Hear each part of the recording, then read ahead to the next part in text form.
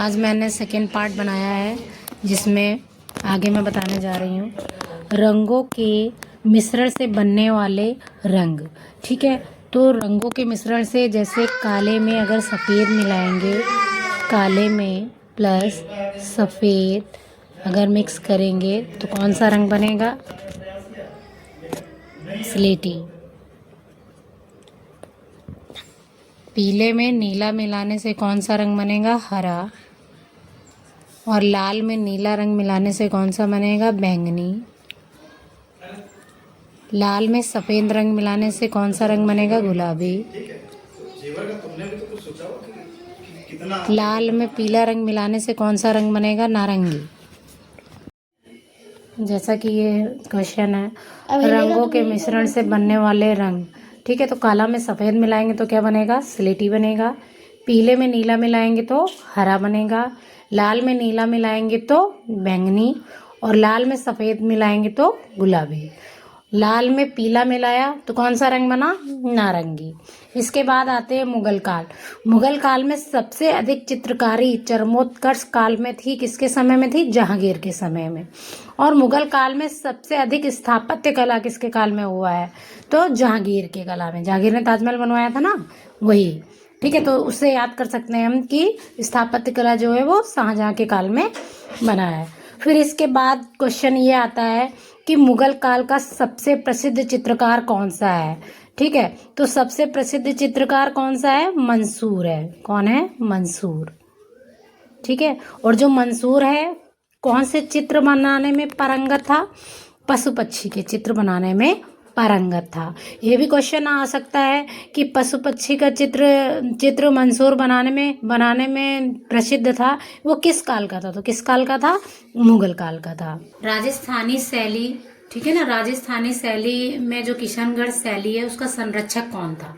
तो किशनगढ़ शैली का संरक्षक कौन था? सावंत सिंह। सावंत सिंह। इसके बाद है सावंत जो किशनगढ़ शैली का प्रसिद्ध चित्र क्या था? कौन सा था?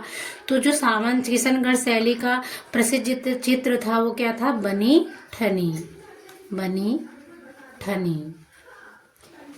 इसके बाद आता है राजस्थानी शैली को और किस नाम से जानते हैं? तो राजस्थानी शैली को और किस नाम से जानते हैं? राजपूत शैली के नाम से।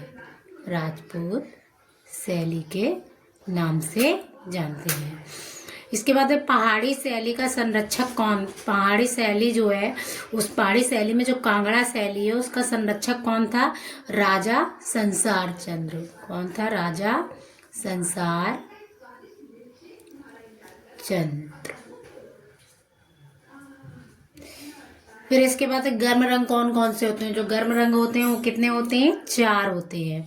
कौन कौन से होते हैं? जिन रंगों में लाल मिला होता है, पीले को छोड़कर। ठीक है, तो पीले से स्टार्ट करेंगे। पीला, लाल, नारंगी और बैंगनी।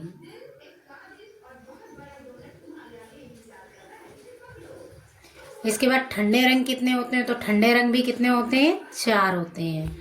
कौन कौन से होते हैं? हरा, नीला,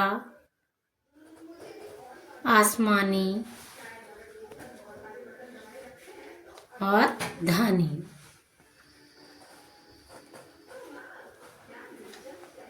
इसके बाद मोनोक्रोम क्या है? तो मोनोक्रोम क्या है? एक रंग योजना या एक रंग पद्धति। एक रंग पद्धति। कला के अंग और तत्व कितने हैं? तो कला के अंग और या तत्व कितने हैं? 6 हैं। इसके बाद आते हैं कि आलेखन की पुनरावृत्ति किसके द्वारा होती है? ट्रेसिंग पेपर के द्वारा होती है। ट्रेसिंग पेपर से हम उसको दोबारा बनाते हैं ना, तो ट्रेसिंग पेपर के द्वारा। पेपर। इसके बाद वस्तुएं कितने प्रकार की होती हैं? ये आपका उससे स्मृति चित्रण का क्वेश्चन है। तो वस्तुएं जो होती हैं वो 3 प्रकार की होती हैं। सूर्य की रश्मियों में जो रंग हम किसकी सहायता से देख सकते हैं? तो किसकी सहायता से देख सकते हैं? प्रिज्म की सहायता से। इसके बाद ओस्टवार्ड जो है वो वैज्ञानिक कहाँ के रहने वाले हैं? तो कहाँ के रहने वाले थे? जर्मनी। कहाँ के रहने वाले थे? जर्मनी। अब हम ओस्ट वैज्ञानिक जो ओस्टवार्ड है उनके बारे में जानेंगे। तो ओस्टवार्ड जो वैज्ञानिक है वो कहाँ के रहने वाले थे?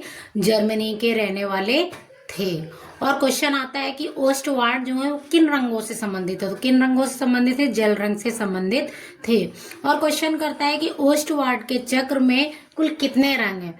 तो कितने रंग है? 8। इसके बाद आता है सूर्य की रश्मियों और इंद्रधनुष में कितने रंग है? तो दोनों में, सूर्य की रश्मियों में भी 7 रंग है और इंद्रधनुष में 7 रंग हैं। तो मेरा जहां तक कहना यही है कि यूपी बोर्ड में इनसे पक्का 100% इसी से ही 20 क्वेश्चन फंस सकते हैं। तो आप सभी लोग इसी को ही अच्छे से पढ़ लेंगे तो पेपर आपका अच्छा हो जाएगा। धन्यवाद।